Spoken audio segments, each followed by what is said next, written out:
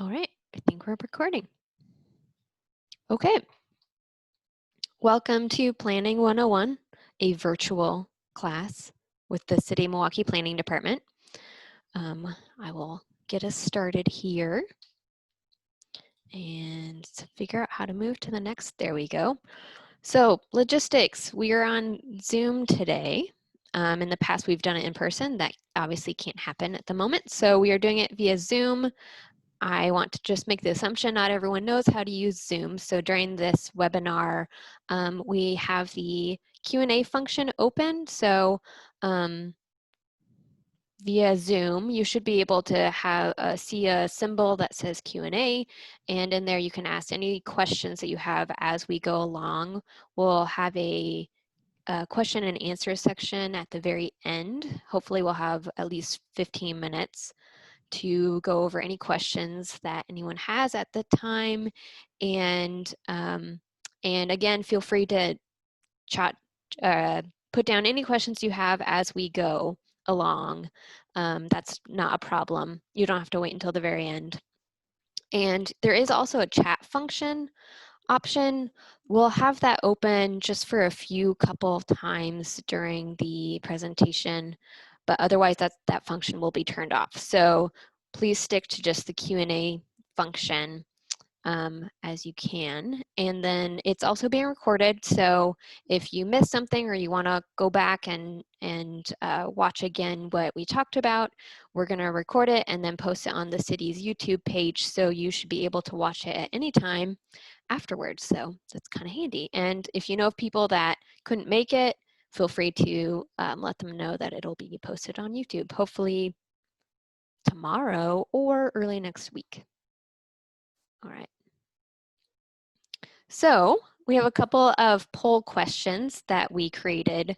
And I think everyone that's on here is via the Zoom app. So if you don't see a poll question come up, then just use the chat function and type in, if you want, type in your answer there. But I'll start with the first poll question, which is, let me launch it here. Where are you joining us from?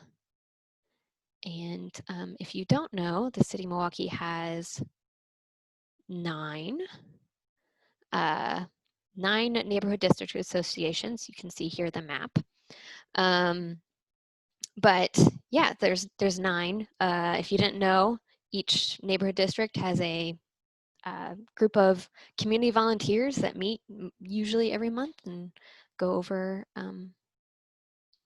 land use or just any sort of city things that come up within their neighborhood, volunteer activities they want to do. And we'll talk more about that, obviously, but I will, I'm pretty sure that's everyone, so I'm going to end the polling. And it looks like I can share the results, but we have some people from Island Station there, and then also Linwood. So welcome. Okay, next question. Oh, what is your primary reason for joining us? The poll will also have these questions, but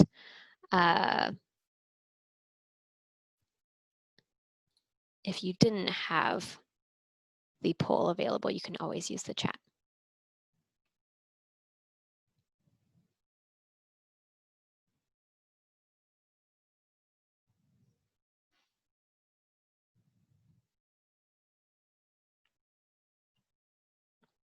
All right. Give it a few more seconds. Okay. All right. So it looks like everyone here is to learn more about city planning, which is great because we are going to cover that. If you do have questions about specific projects that are happening in the city right now or specific development questions that you have, we'll probably not be answering any of those during this time. Those are great questions to ask us either by email or giving us a call, but we're not going to go into too much of specifics, at least during this Planning 101 session. So hold those for another time, but otherwise we will kind of go into all of these other options here. So thanks for that. And then we have one more kind of a fun icebreaker question. Let me figure out how to, oh yes. So be real with us. Are you wearing PJs right now? As what can happen a lot of times on Zoom.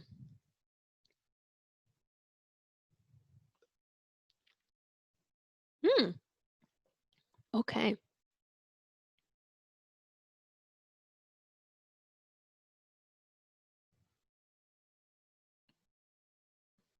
All right.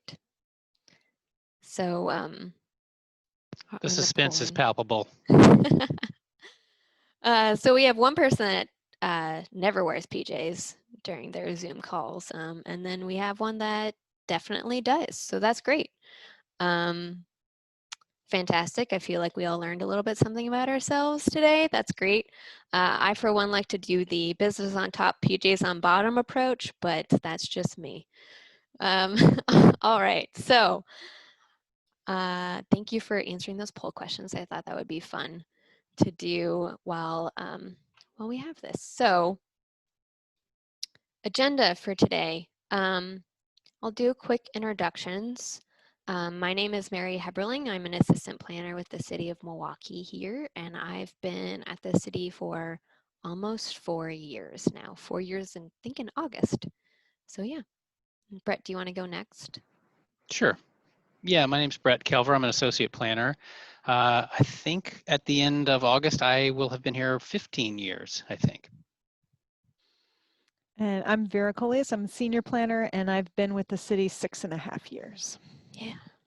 So we all are pretty knowledgeable, I would say, about planning in Milwaukee specifically, but in general, I think collectively, what Vera, we said, collectively the planning department may have like a 40 or plus years of planning experience altogether. So, and that includes our planning director, Denny Egner, who's not here, but he's about to retire. So he has lots of planning experience as well. So we're pretty knowledgeable about this sort of stuff, but if there's anything that is going over your head, or if we're using acronyms and we forget that we're using acronyms, let us know in the Q&A function. We want to make sure that we're not making this hard for people to understand. So we'll be going over kind of like the main frequently asked questions you would get as a planner, the ones that we see on a day-to-day basis from people. That's going to kind of be the bulk of our Planning 101 session. And then, like I said before, we will have a Q&A at the end, hopefully at least 15 minutes worth of Q&A. So again, if you have any questions as we go through, just type them in as we go along, and we'll mark ones that we know that we can definitely answer during this session.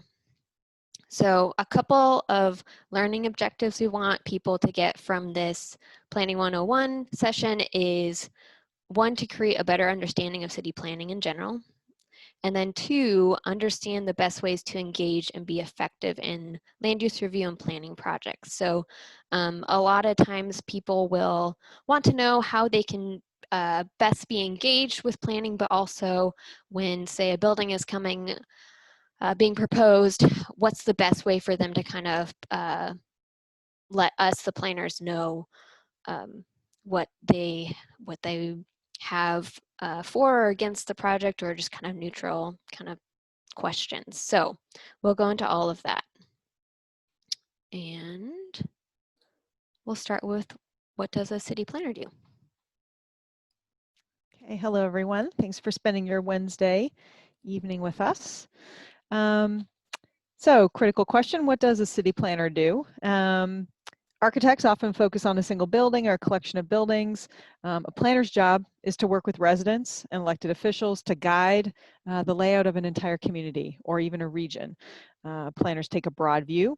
We look at how the pieces of a community, buildings, roads, parks, all of those aspects of a community, how they fit together, kind of like the pieces of a puzzle. Planners make recommendations on how a community should proceed on any one of those ideas. And some of the things that we do kind of on the day-to-day, we prepare plans and studies, we conduct inspections, we prepare land use approval documents, coordinate with other governments, we meet with public officials and the public, work on long-range planning projects like a comprehensive plan or a greenway project, or we work on code amendments, we work on special projects like the downtown parklet program, for example. We staff the boards and commissions. There's a lot of things that planners do, and certainly here in Milwaukee, most of us here, I think all of us here, we're generalists. We all work on everything. So we're not pigeonholed or siloed into a particular thing. We don't have a transportation planner and a natural resources planner. We all of us work on all of the things. And these bullet points here on this slide kind of try to summarize a little bit as well. Kind of the overarching ideas that we work under. We're providing a vision for the community. We help create communities of lasting value.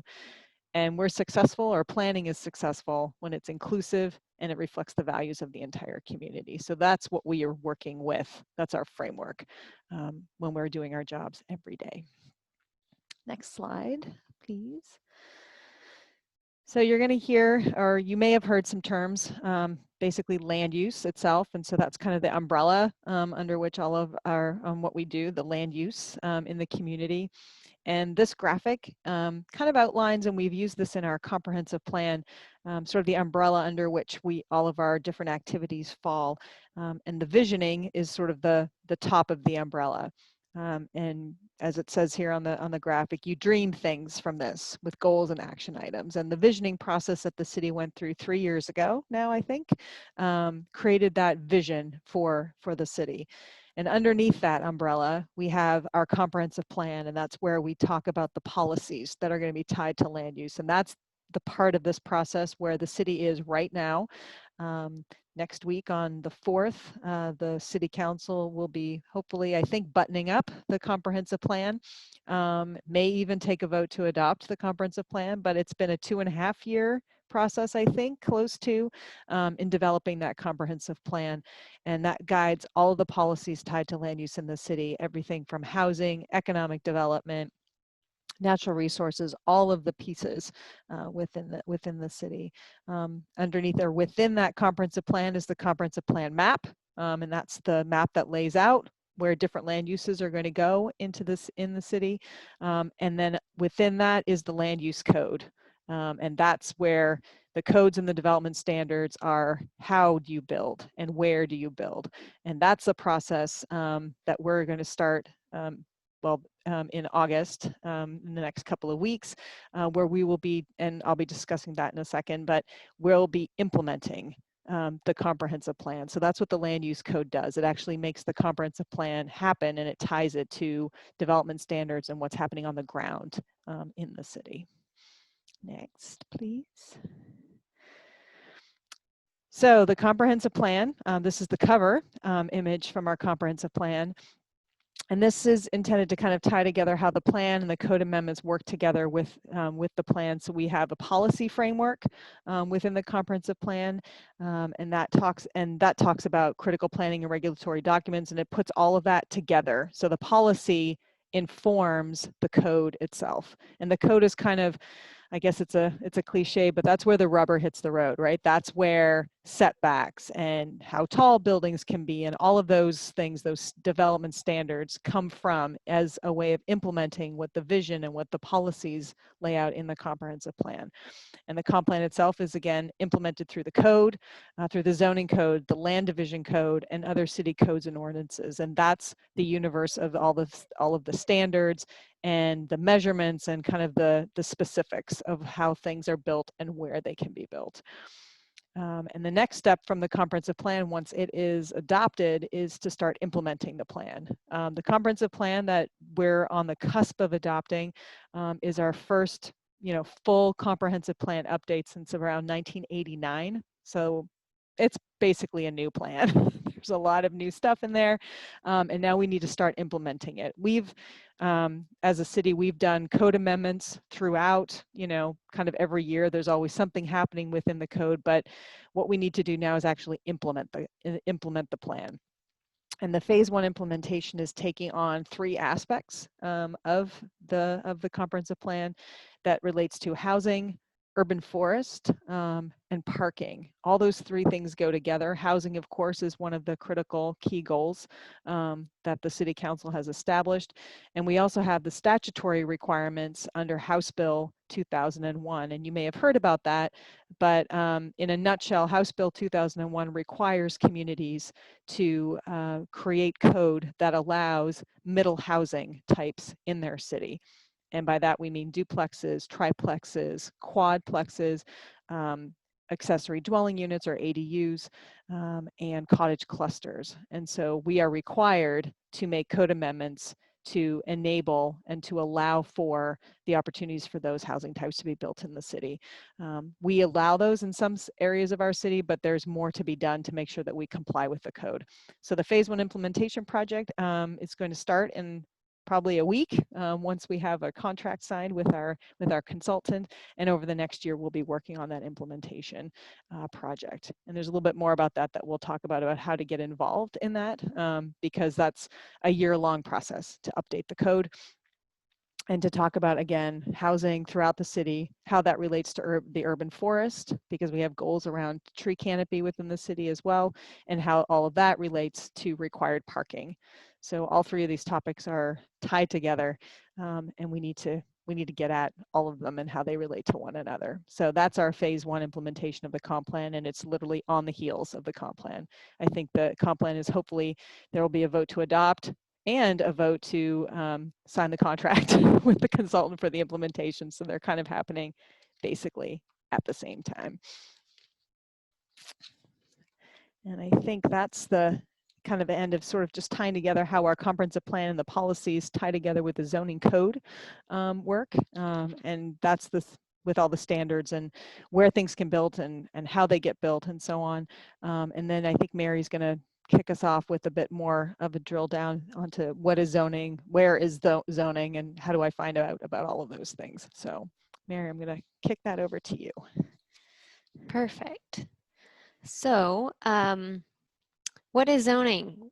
We get that question sometimes. Let me go back. As planners, it's a common question that we don't expect everyone to know, but this is the zoning map of the city of Milwaukee. You'll see that there's different colors there. The different colors represent different zones. And there's different categories of zones. So we have industrial zones, residential zones, commercial and mixed use zones, and downtown zones. Those are kind of the main ones. And within each category, there's, like I said, multiple zones. The zones are supposed to have different standards and kind of create or dictate the type of development that is normally allowed in that area. So for example, a downtown mixed use zone is obviously going to be in a downtown area. It doesn't quite fit in a neighborhood area, so that's why we have a neighborhood mixed use commercial zone. So and the scale is going to be different. You're going to be able to allow probably taller buildings in a downtown area than you would in a neighborhood area. So the different zones kind of create different development types in different areas of the city, if that makes sense. A very basic history, zoning essentially was created a lot for public health, essentially. Wanting to separate industrial from residential, wanting to separate kind of uses that could be harmful for people into areas that were more appropriate than right next to a tenement building in New York City. So that's kind of the very, very basic reason why zoning was initially created. But yeah, so this is the zoning map here. I'll go into kind of what each zone has. They have land uses that are allowed, and then design and development standards that are allowed. So you'll see that land uses mean a couple of different things. The type of building, so for example, a land use could be a duplex or a multifamily building or a mixed use building. Mixed use means that there's usually commercial or retail on the bottom and then on the first floor, and then any subsequent floors are going to be a different type of use. So maybe like residential. So it would be like a cafe on the bottom floor and apartments above it. That's typically a very common mixed-use building. And then there's building use, so retail, office, industrial, those are kind of like what the building is being used for. So when we talk about land uses, that's what that means.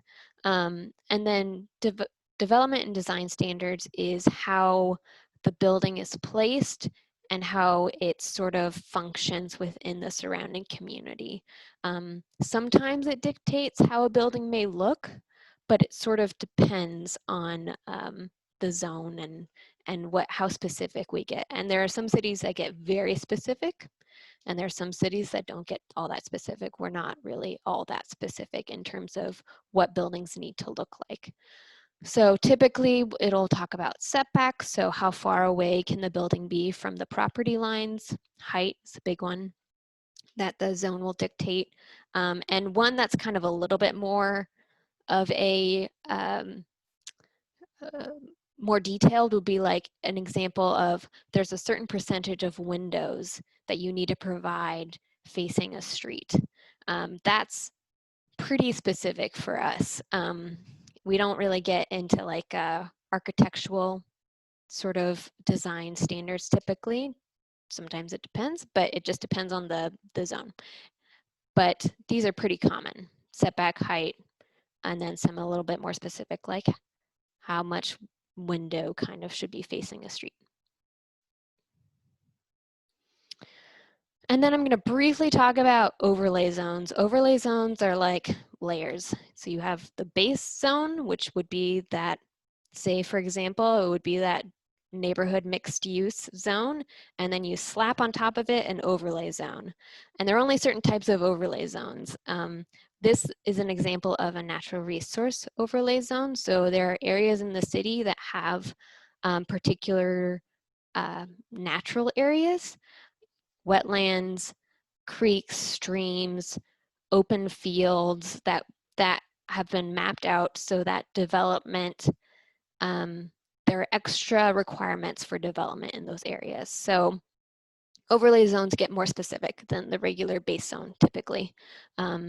And they are meant to provide more specifics and provide more care in particular areas of the city where there are specific things happening.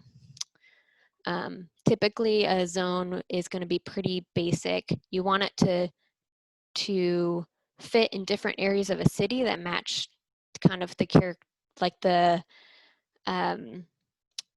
development that's there. So for example, there are multiple areas that are zoned for neighborhood mixed use, but they're not going to be specific to, say, for example, that Safeway off of 42nd Avenue is zoned for neighborhood mixed use, but it's the same standards that are allowed in the neighborhood mixed use area that, say, is on 32nd Avenue, typically.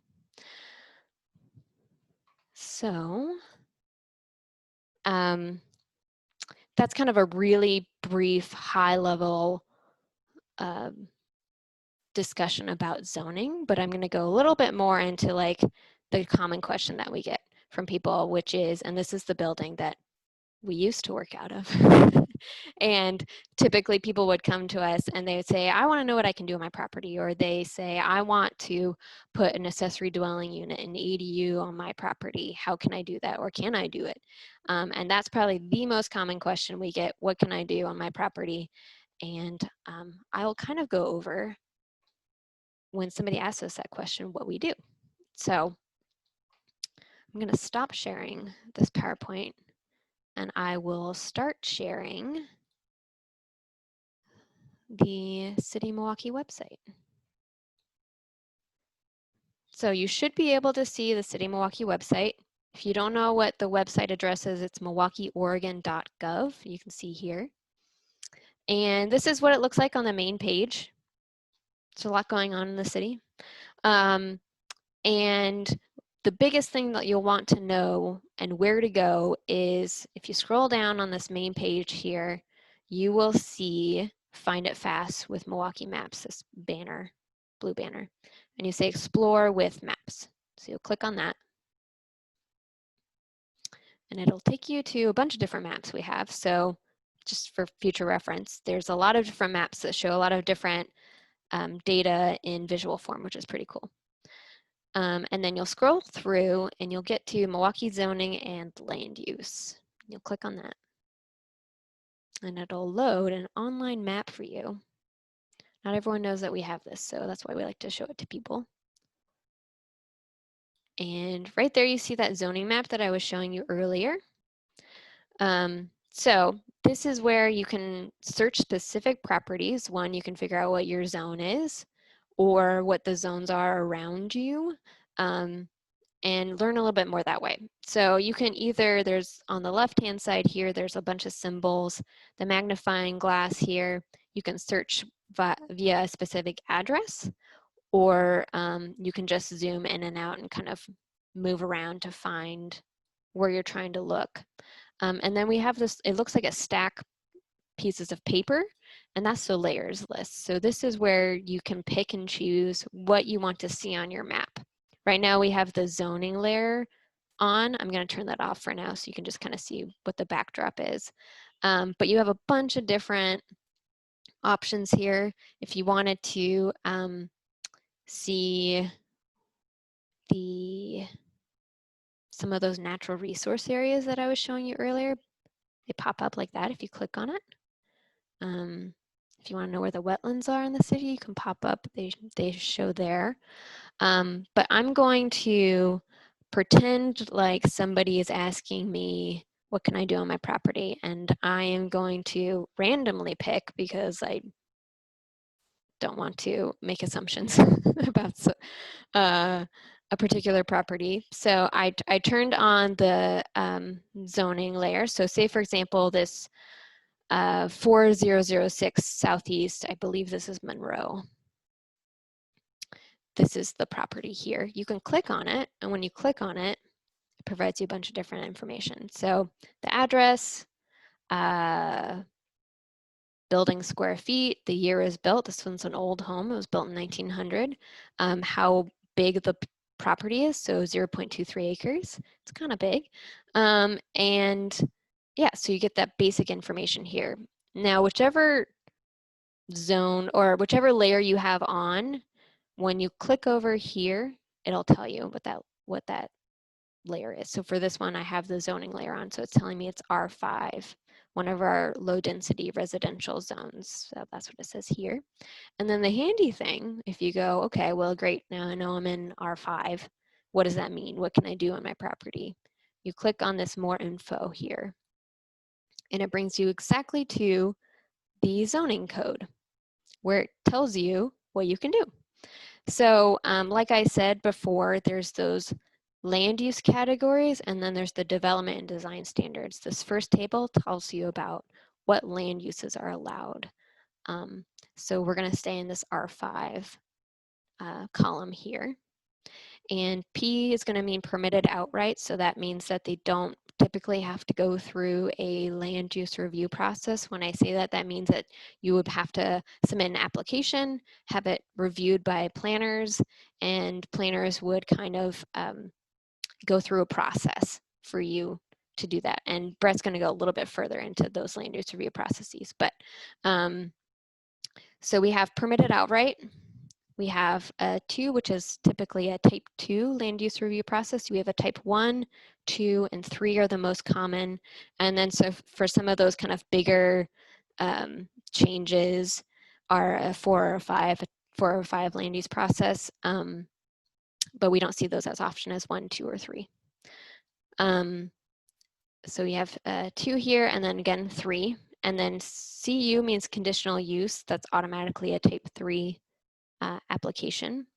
But what this is essentially saying to you is, okay, so single family detached dwelling, that's permitted outright.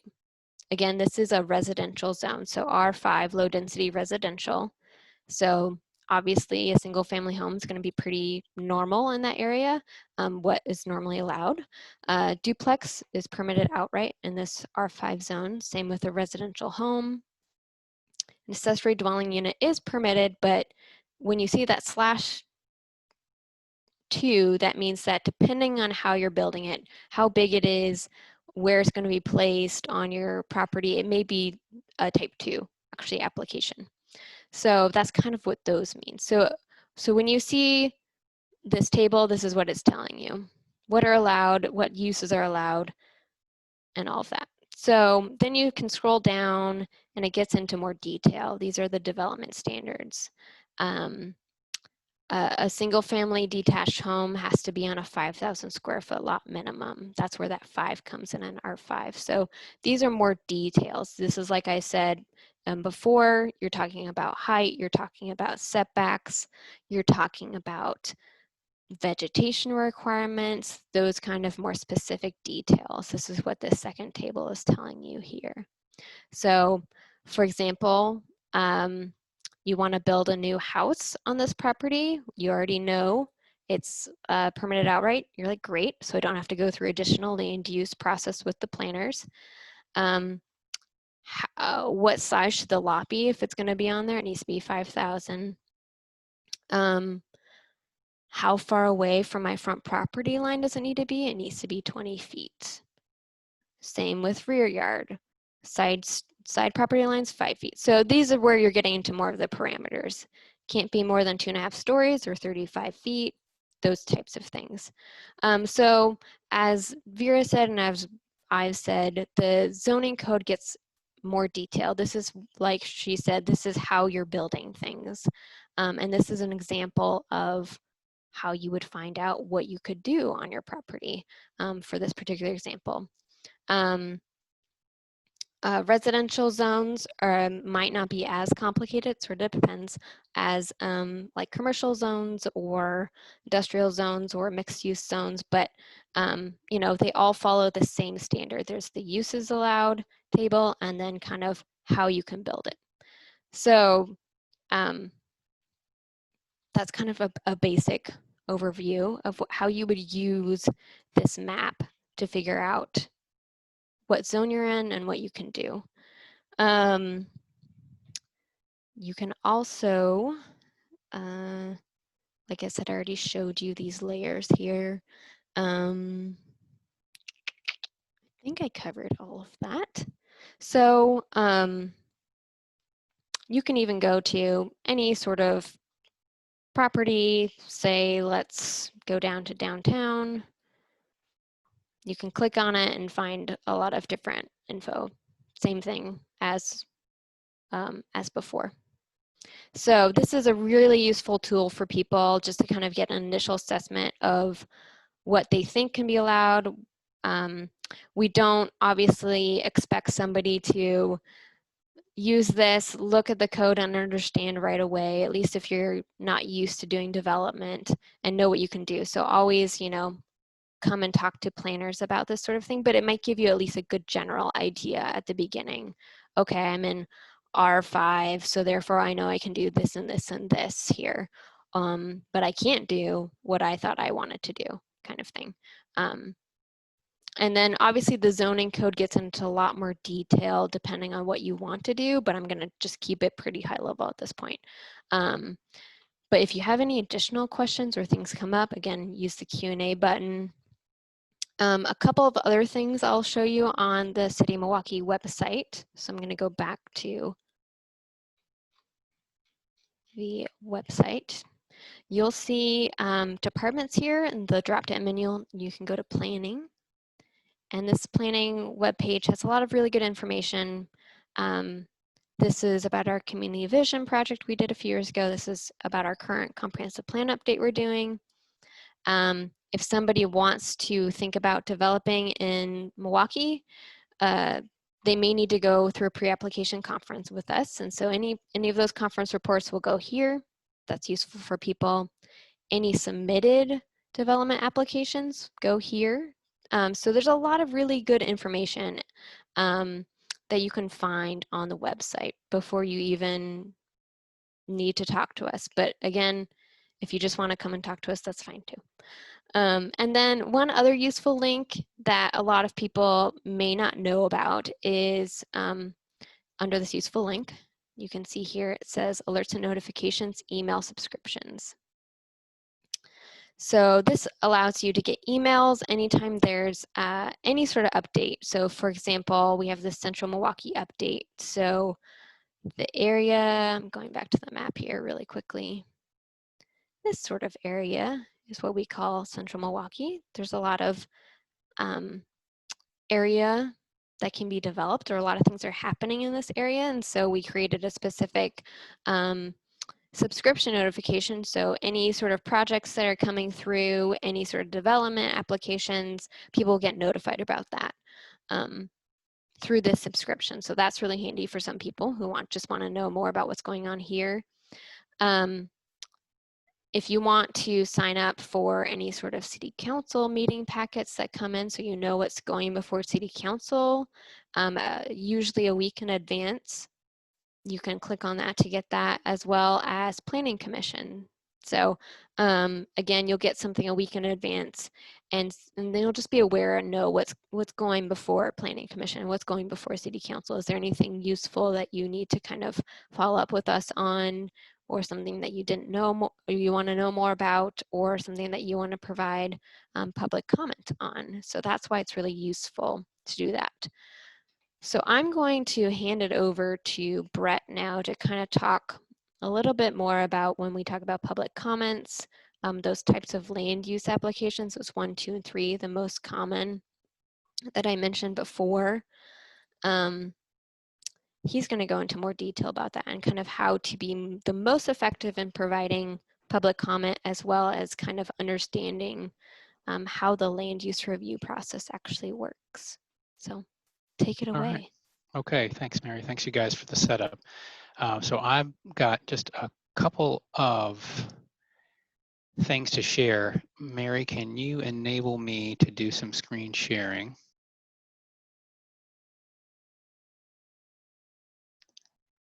Okay.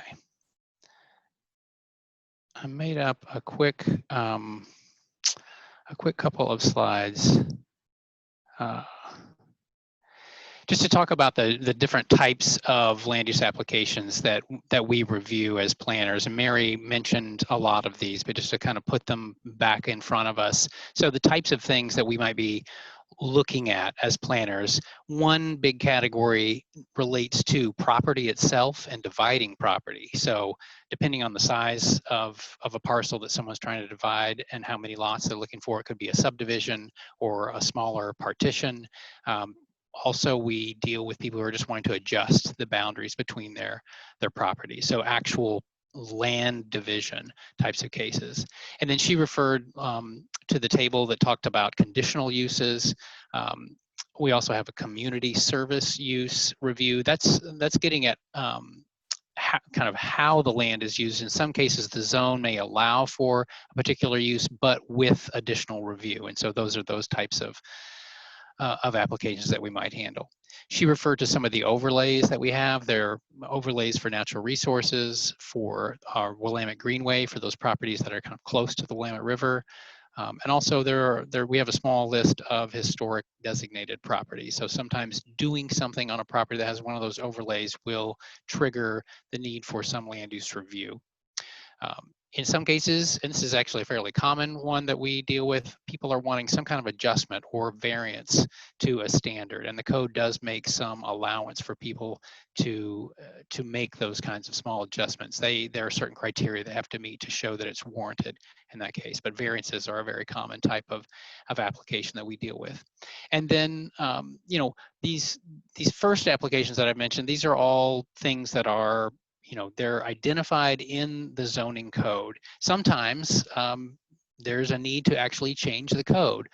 From day to day, we're constantly keeping notes about things that don't seem to work quite right in our code. You know, times change, and there is a fairly regular need to amend our code to get in there and tweak some things. In some cases, people are interested in actually changing the zone designation that their property might have as well. So those are another type of application that we might have. Now, to be clear, we also do look at building permits for the zoning aspects of those. A building permit review is not an actual land use review. As Mary was noting, you know, in the development code, for example, the R5 zone, there's an allowance to, you know, to build a house of a certain size, you know, covering a certain percentage of the lot to a certain height with certain setbacks. Those are things that anyone is allowed to do for an outright permitted use. They don't need land use review, as she noted. And in those cases, we're simply kind of looking at the application for the building permit, and we're just kind of checking the boxes to make sure that it is in fact meeting those standards.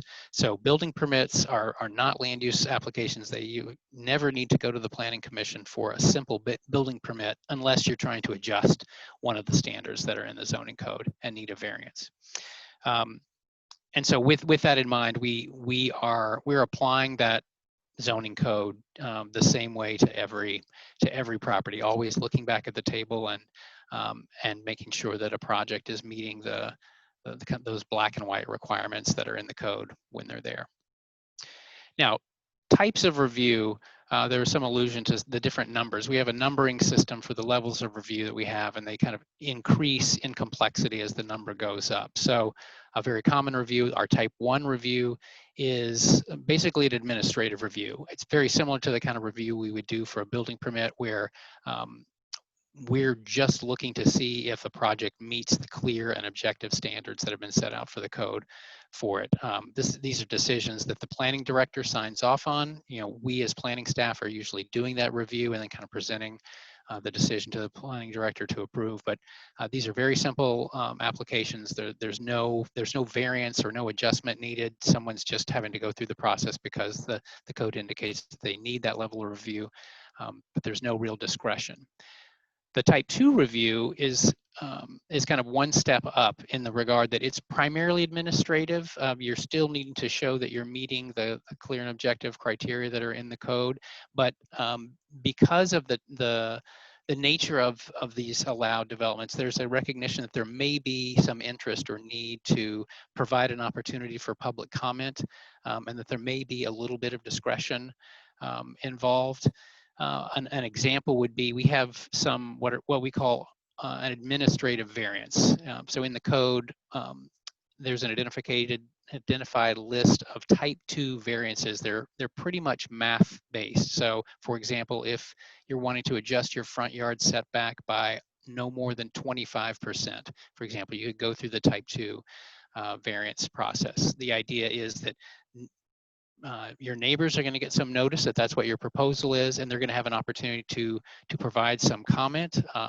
You know, especially in those kinds of cases, the neighbors right adjacent to the property that's going through that application process will have maybe the most interest in providing some kind of comment.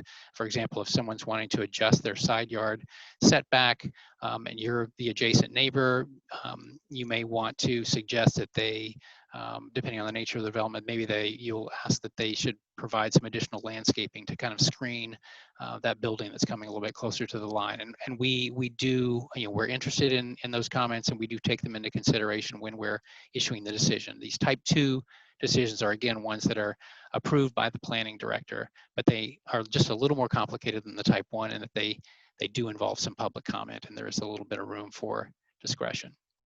And then a very common type of application is the type 3 application. I refer to this as a quasi-judicial one. In this case, it's our planning commission is the body that's making the decision here. And there are some pretty specific rules about what kind of contact or information interaction they can have with the public about this, because they are considered kind of judges in the sense that they're supposed to be looking at the approval criteria that are set out in the code, considering the facts of the case, and deciding whether or not those approval criteria have been met here. So these are applications where, you know, neighbors are getting notice. There's a sign posted at the site kind of indicating what the hearing date is.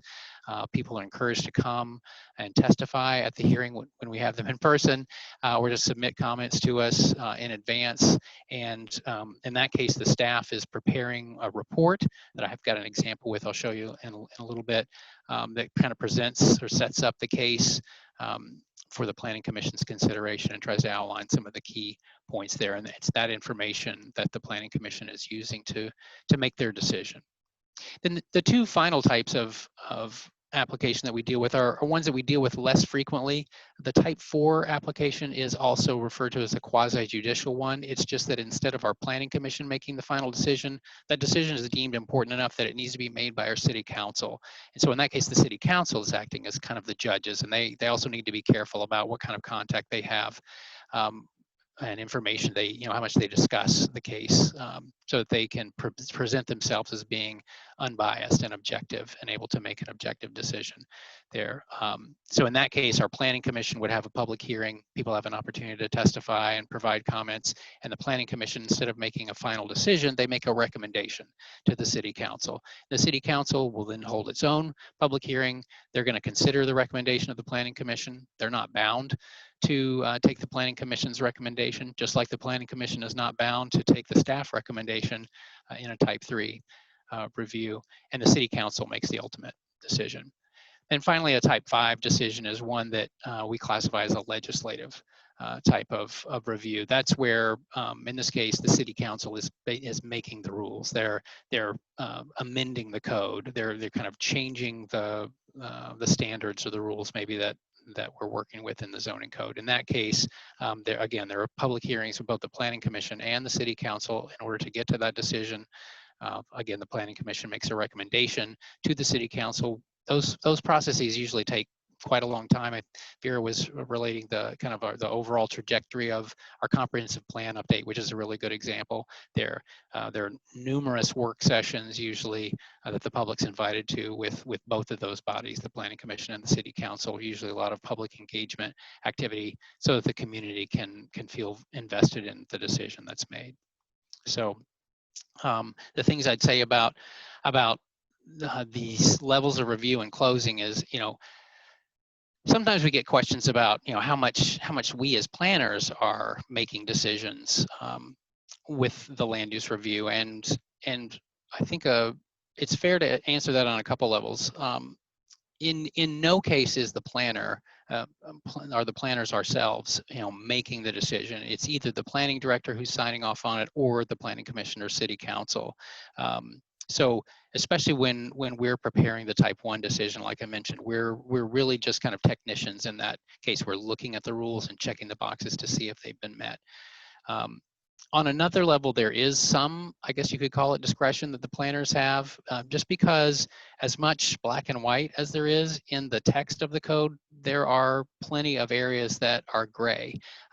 It's impossible to have rules that capture every particular situation. And so interestingly, what we spend the most of our time as a staff talking about are those gray areas. We're trying to apply the code consistently to every case. And so we have a lot of conversations about how one particular situation is different or the same as another one, so that we can give people the same kind of answer whenever they have a question about their property and what to do with it. So we have that discretion, I guess, in the sense that it's up to us to kind of identify when it's very especially important to be consistent, or to determine whether the situation that we're dealing with is different enough that we need to have further discussion about it.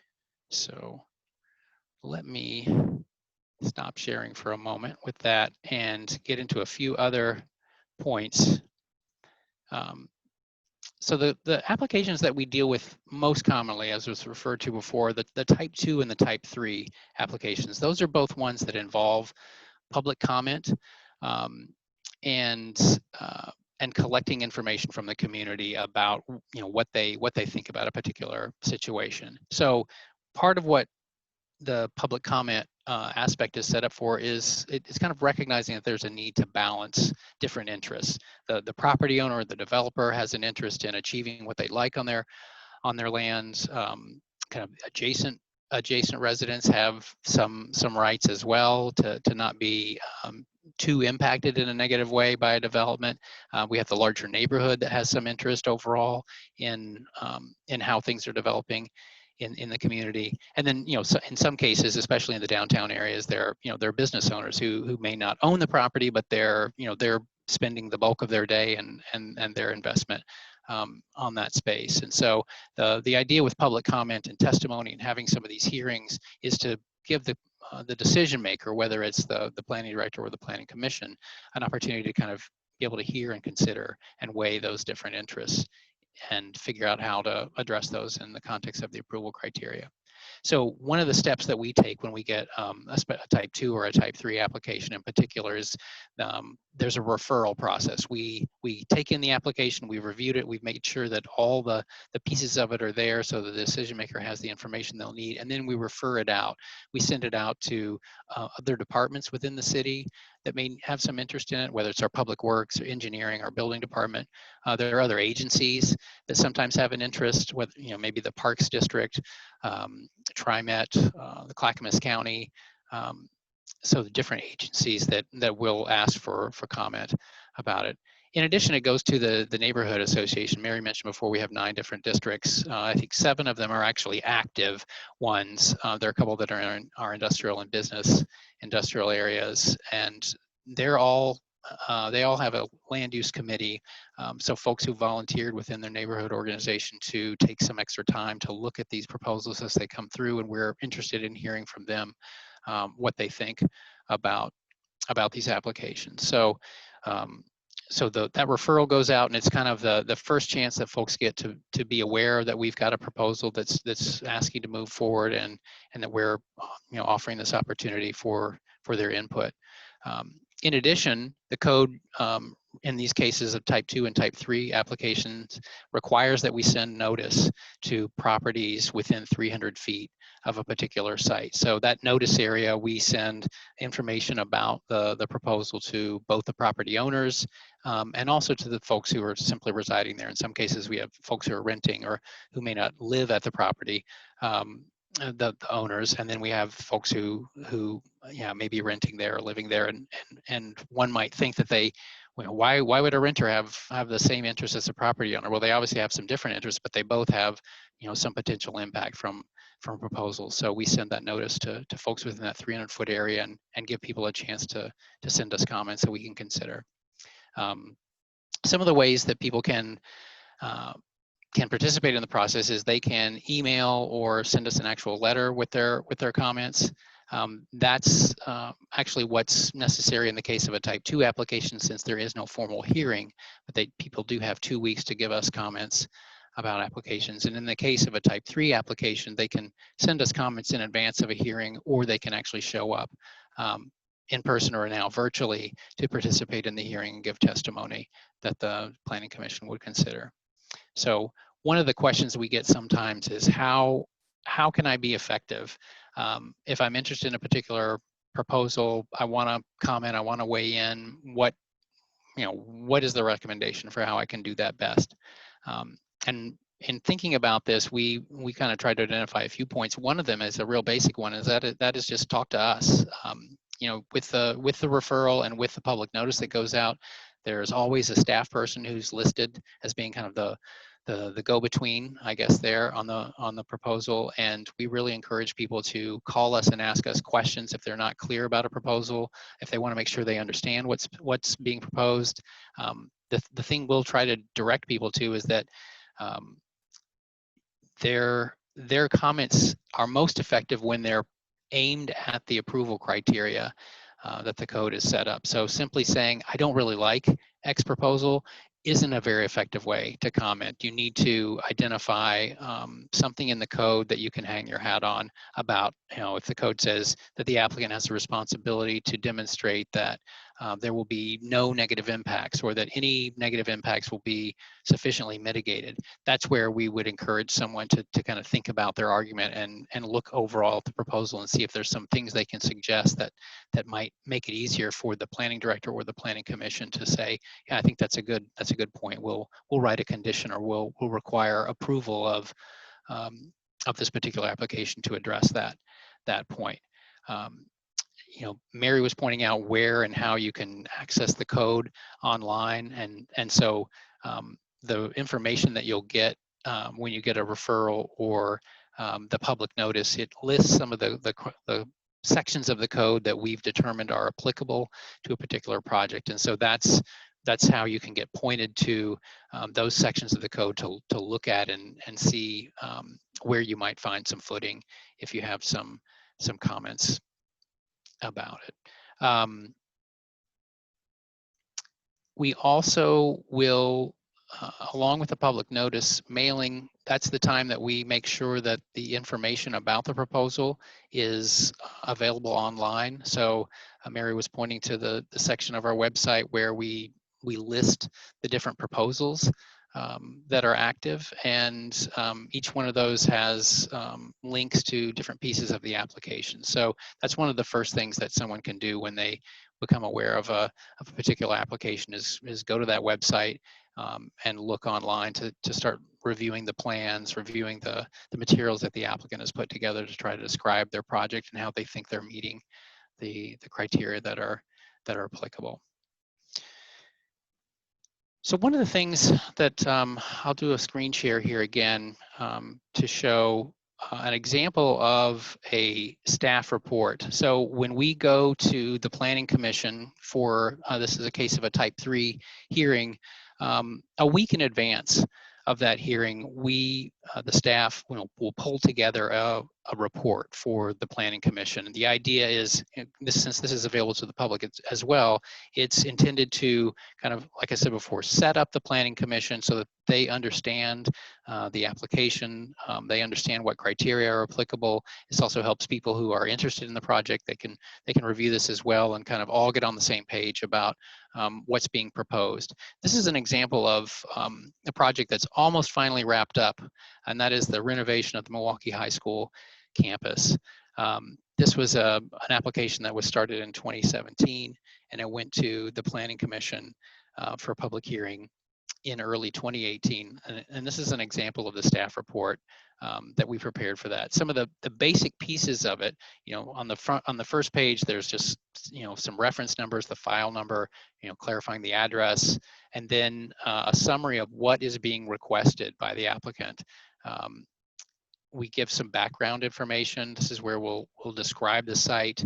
I'll scroll through here. We provide some information so people can hopefully understand where the project is taking place within the community, what the zoning is. You can see some of the other zones around the site. In this case, the high school has kind of a long history, and so we also provide kind of a list of some of the significant past land use approvals and reviews that have happened. Sometimes that's really useful, especially if folks are wanting to kind of keep track of what things have been allowed on the site before. We try to highlight some of the main points of what's being proposed. And then we, as staff, try to identify what we think are some of the, we call them key issues that, that we think are important for the Planning Commission to consider. This is a place, I guess, where you could say we have some discretion, just in that we're trying to do the best we can to kind of think through the proposal and imagine what might be some of the most critical things for the Planning Commission to think of. This is rarely an exhaustive list of all the things that someone in particular, a neighbor, might be interested in the site. But when we think about the proposal itself and some of the key criteria that it's supposed to meet, we try to identify some of the issues that we think might need the most discussion by the Planning Commission. My own experience has been that it's often hard to 100% identify what all the planning commissioners might want to talk about. There's usually a few questions from a completely different perspective that come up, things that planning commissioners want to talk about that we didn't necessarily think were that important to this particular case, but it's all fair game for them. So this is a key thing to understand, I think, about the report, is that, again, this is certainly not a decision. It is a recommendation. It's the staff's best presentation of what is significant and important about this application. And it's kind of something that for folks who are interested in a particular proposal can react to, I guess. They may read our report and think that we're not hitting certain things that are important to them that the Planning Commission should discuss. And that's why it's extra important for folks to send in their comments or to come and testify at a hearing so they can raise those issues, because we do try to do the best we can to identify what we think is most important, but we don't always catch everything that's very meaningful to some people. So this can be a good sounding board for folks to decide whether they think there are things we're missing. In this case, we tried to identify some issues about parking, landscaping, and then access were the things that we identified. We had a little bit of a discussion. The report will have some discussion about each of these things. Then towards the end of the report, we try to summarize our recommendation, like what we're suggesting the Planning Commission do. And because of how we try to work with applicants, I guess I just qualify this as being my opinion. I don't think it's that different from the other staff, but we're usually trying to work with applicants to get to a point of approval. So there are often a lot of conversations that happen much earlier in a land use review process. Before an applicant even submits an application, they come and they talk to us. They want to make sure they know what the criteria are they're going to have to address. And again, this is one of the things that we have a lot of staff conversations about. We'll discuss what we think are some of the key issues. We'll tell them if we think that certain things in their proposal may not be easily approvable. And so there's some shaping of a proposal that happens even before it gets to the land use stage. So often we find ourselves in positions where we're recommending approval because we've had those kinds of conversations with the applicant. There are cases where it's very rare that we'll recommend denial, but it does happen sometimes. There are maybe more cases than denial where we'll just say we're not prepared to make a recommendation either way, that we can see points for approval or denial, and we just kind of try to present the general issues and let the Planning Commission decide which way to go. When we do think an application is approvable, but it might have some conditions that need to be involved, we will list what those are. And then another key piece of this staff report is just identifying what are the sections of the zoning code that folks would want to look at if they're wanting to provide comments, because these are the things that the applicant is having to address. Our report will also summarize whatever comments we get in advance of finalizing the report. So we try to summarize those, and cases where people have asked questions or made certain points, we'll provide some kind of response so that we're kind of addressing folks' comments. And then again, people, the Planning Commission gets all this information. People can provide us comments in advance and come and testify. That it's not one or the other. So we encourage people to give us as much information as they can. And then real quickly, to try to wrap up here, I think that we'll include what are called recommended findings. And again, in this case, it was a recommendation in support of approval. This is a lot more the nitty-gritty that is kind of addressing all the different code sections that we've been listing before.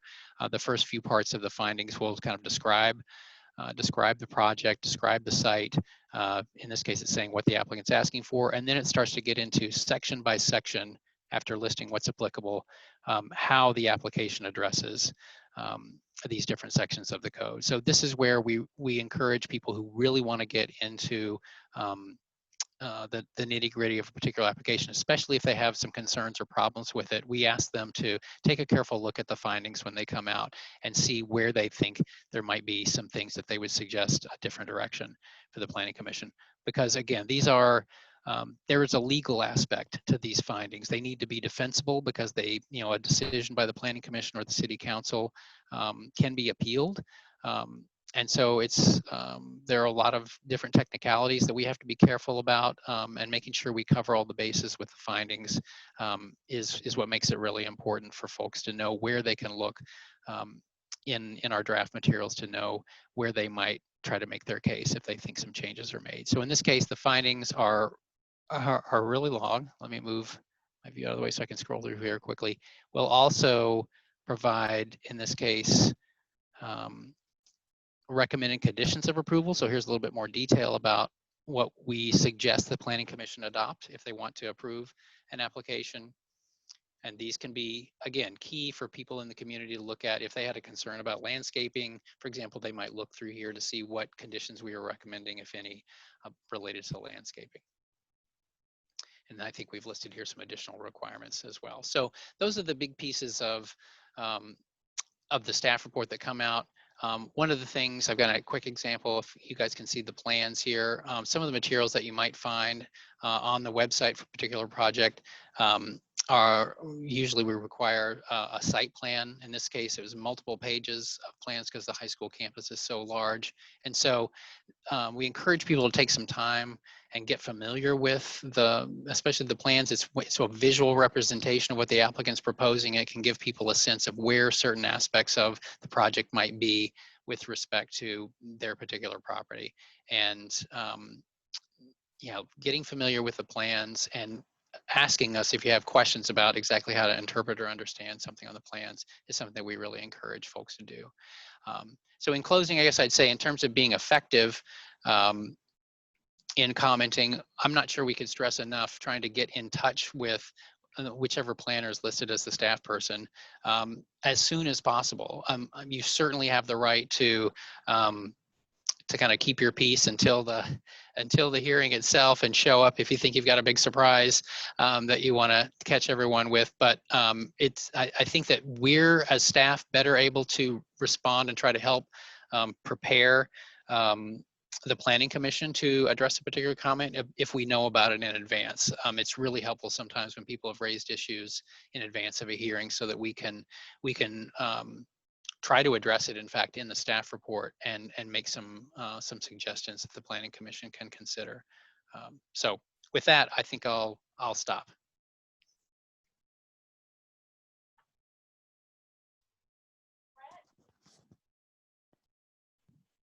Okay, and Mary, if you can sing. Yeah, I'm sorry, I was trying to unmute myself. No worries, no worries.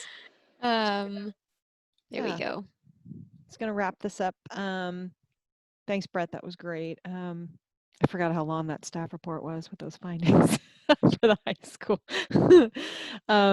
So this slide just try to kind of wrap up some ideas about how to get more involved in what's happening, starting up at the top, kind of with the literally and figuratively, I guess, with the comprehensive plan.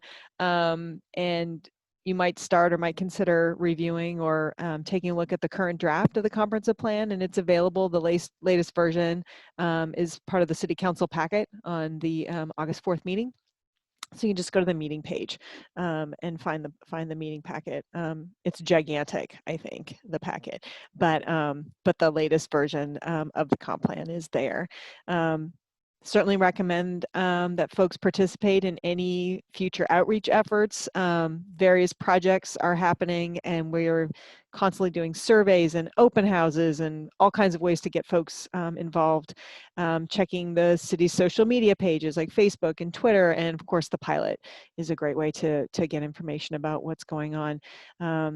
Mary talked about that email subscription page to sign up for notifications. Again, Planning Commission, City Council, the NDAs are there as well, and the Comprehensive Plan Implementation Project will also have a subscription option as well. I don't think the link was up there when Mary just put it up there, but we had our folks put that in there so that you can subscribe to be able to receive any of those emails about that project, because that's going to kick off in the next couple of weeks. We encourage folks to ask questions. That's why we're here. Please talk with us if you have questions. Any one of us are available, and we have our sort of general planning at milwaukeeoregon.gov inbox, where you can send us an email if you have questions about things. The more you know, the more prepared you are to review and help us review projects. And as Brett said, talking with us early, if you've received a notification about a project or if you've heard about a project and you have questions about it, helps us frame the questions for the Planning Commission, and it helps us, frame the staff report as well. And because, folks sort of on the ground, things about sites and about neighborhoods that we might not be aware of, and it really helps us to get that information from you. So certainly hope that folks will reach out and help us create good decisions and good staff reports for our planning commissions. So thanks for that. So I think that's kind of wraps up that piece. And Mary, there was one question from the Q&A. Yeah, I saw that. Yep. It was asking about how often is the land use table updated and how old is the current table? And I'll just take an early stab at that.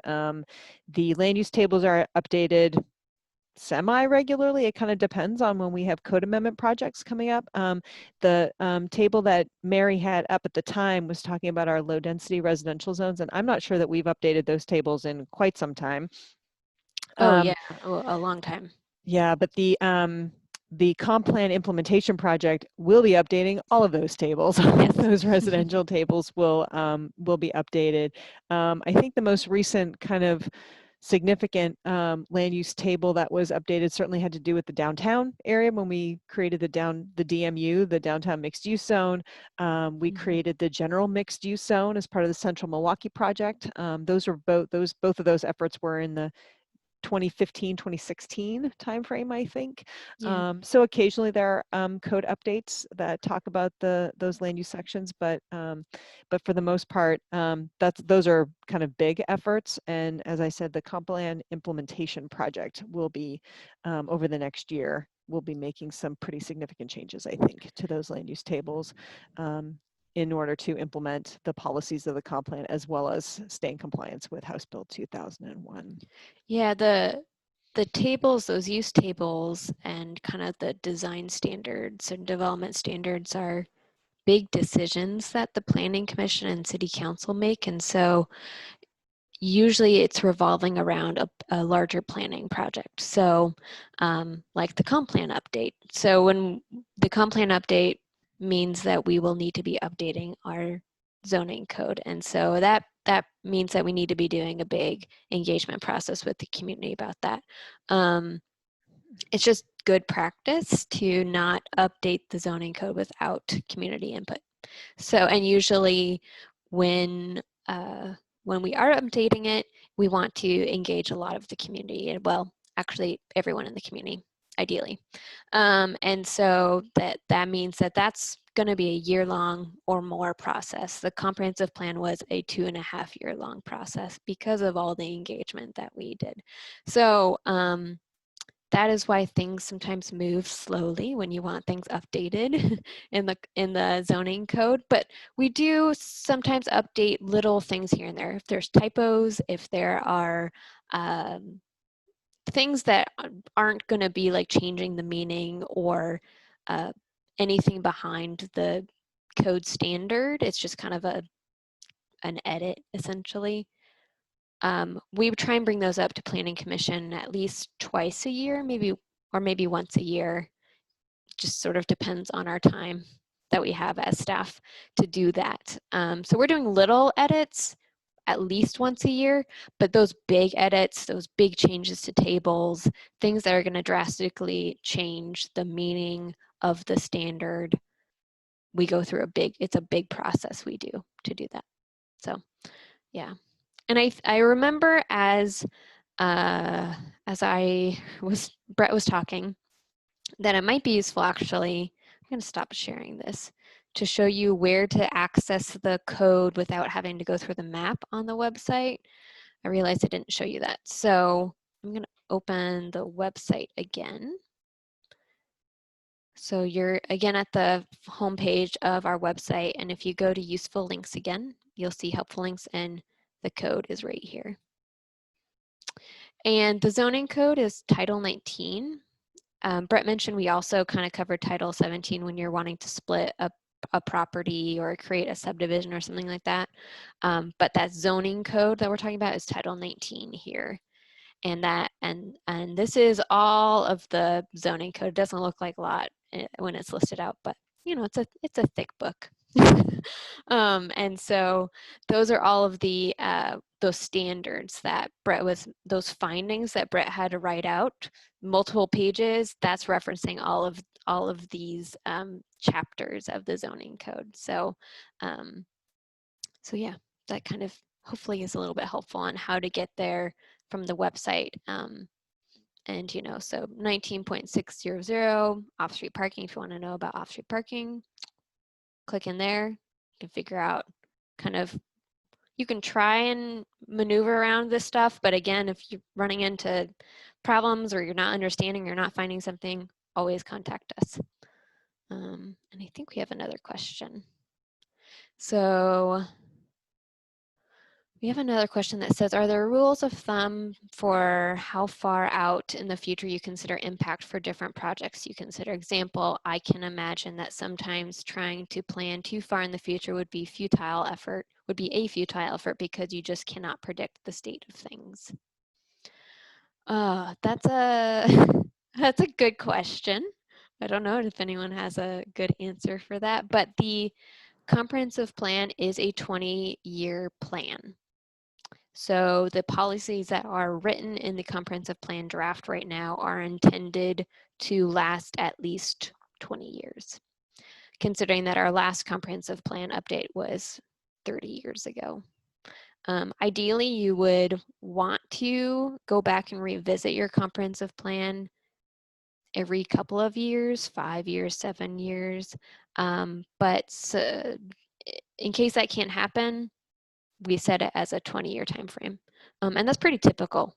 Long-range planning projects can even go farther. They can go 50 years sometimes. But I don't know, Brett, do you have another answer for that? Well, I'm thinking in the context of a specific land use application and a question about what kind of impacts will this proposal have on neighbors, for example. I mean, that is a really good question about how far out you think.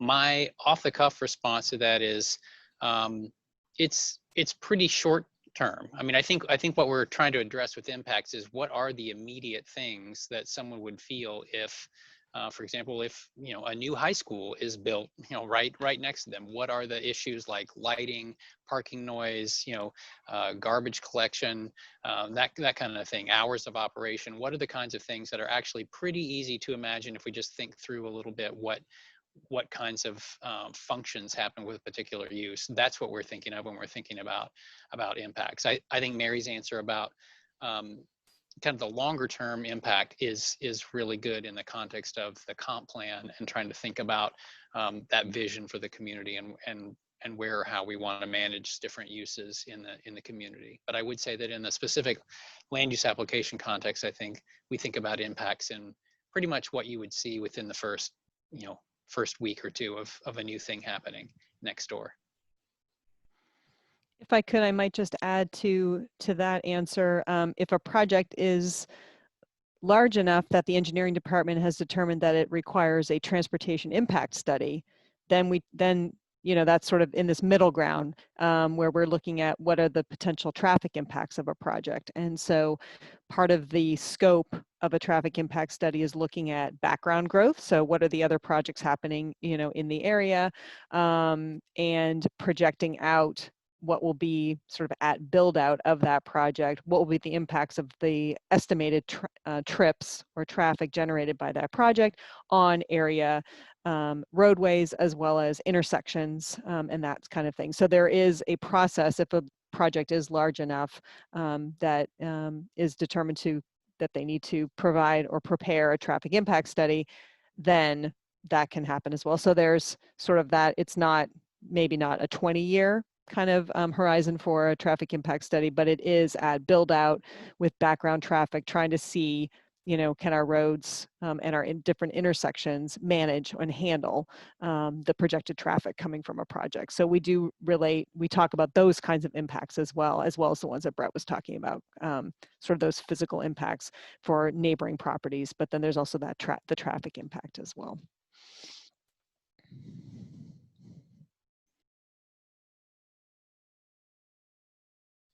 I don't see any other questions, but we'll give it a minute or two in case something triggers a question. Yeah, I don't think I missed anything else. I'm gonna go back to here. Our emails are here.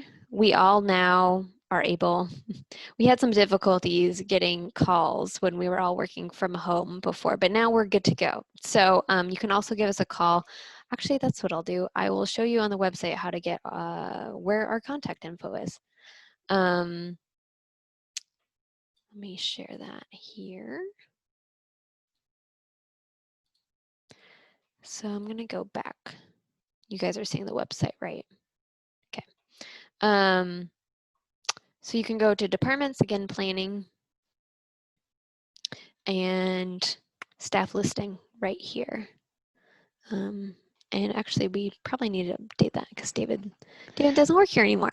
Yeah, we have a new senior planner. We do need to update that. Yeah, but this has our email address as well as our direct phone number. So, you know, again, if you get a public notice or you notice that one of us is the planners on a project, you can call us or email us directly.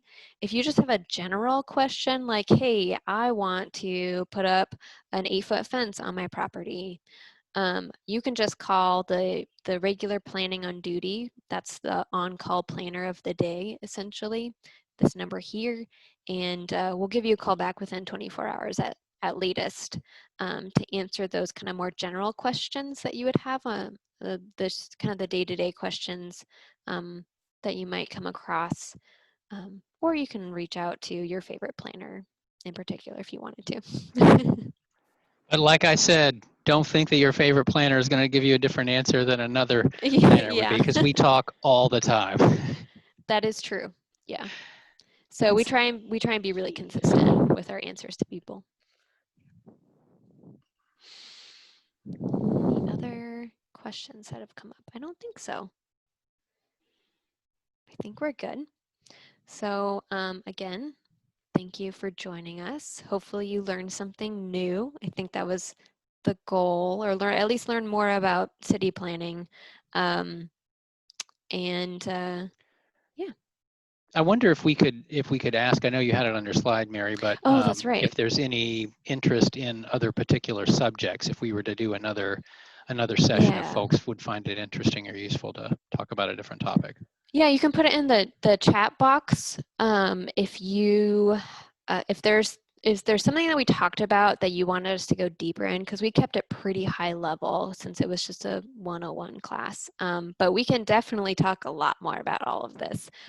We all have master's degrees in this stuff. So we are happy to kind of go deeper into basically anything we talked about. And so if something came up and you're like, I really want to like do a deep dive on that, let us know. You can also just email us too. It's kind of handy to do these Zoom webinars actually, and record them and then post them for people to see afterwards. So we can set up a couple more things if we want to as well. But yeah. Oh, we have another question. Okay, how much are you involved in actively pursuing some of the city's goals with affordable housing? Do you help identify projects to start or get involved after projects have been proposed? Good question.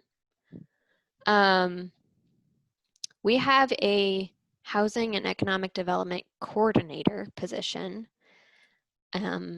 Christina Fadenreck is that person, and she plays more of an active role, I would say, in answering questions for affordable housing. But we don't actively, at least we as planners do not actively pursue affordable housing development. Typically what happens is an affordable housing developer comes to us and says, we want to develop on this property, can we do it? If the city happens to own property, that might be a different story. We might want to, depending on where it is, how it's zoned, things like that, we may want to actively pursue working with an affordable housing developer to build affordable housing. But if it's private property, it's more of the developer coming to us versus us actively pursuing that.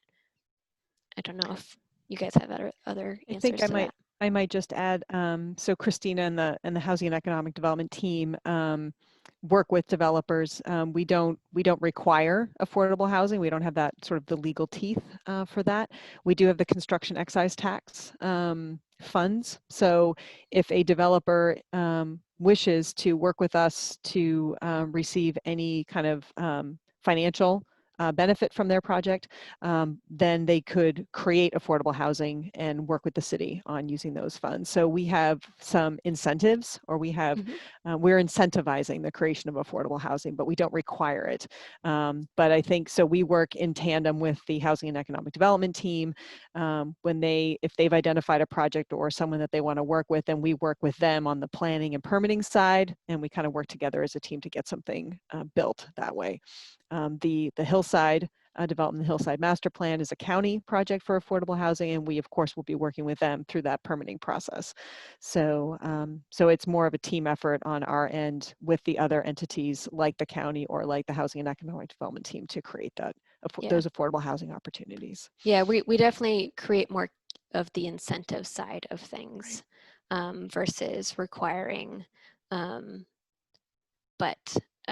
yeah, but we have an affordable housing strategy, which actually lists out a bunch of goals and action items that we want to do as a city to be more direct about affordable housing, and it covers a lot of different things. It's not just planning related. It's like creating programs to help people pay rent, or creating programs to help people fix up their property without being forced to leave, things like that. So I would encourage you to look that up as well, and that kind of tells you maybe more of like how the city is proposing to actively work towards affordable housing in a variety of different ways, with a lot of different balls in the court.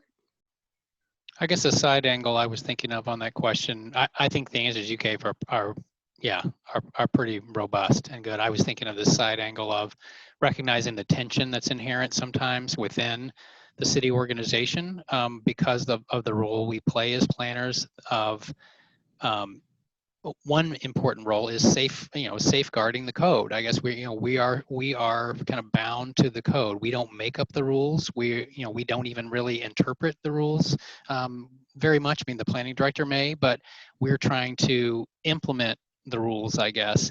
And so sometimes, interestingly, there is some tension when the city itself is trying to do a project, whether it's establish a new water well somewhere, or like Mary mentioned, we have a housing development coordinator. So you kind of within our organization, sometimes one arm of it is maybe trying to provide incentives or to kind of encourage a particular kind of development. They're still subject to the same rules as everyone else. And so there are times where we kind of end up feeling maybe a little oppositional, I guess, just in the sense that we're making sure that people are going through all the steps, whether it's the city or a private developer, and meeting all the code standards. So it's an interesting position sometimes to be in.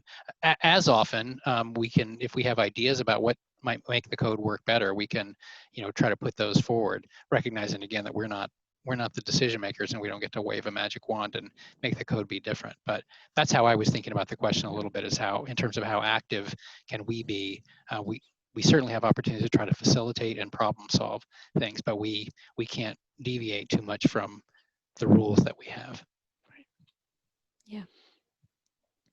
And the comprehensive plan implementation, the updates we're going to be doing in the code over the next year, multiple years actually, a lot of that's going to be around housing and attainable housing for everyone. So not like the affordable housing that you would think of, that's subsidized, but actually creating more housing that's attainable for people of all income levels. So that's another way we're going to be going about doing that, and actually doing it through the code, where we can require that different types of housing be allowed in different areas that may not have been allowed before. And as Vera mentioned, that the state is actually requiring us to do that too anyway. So that's going to be happening over the next year or two.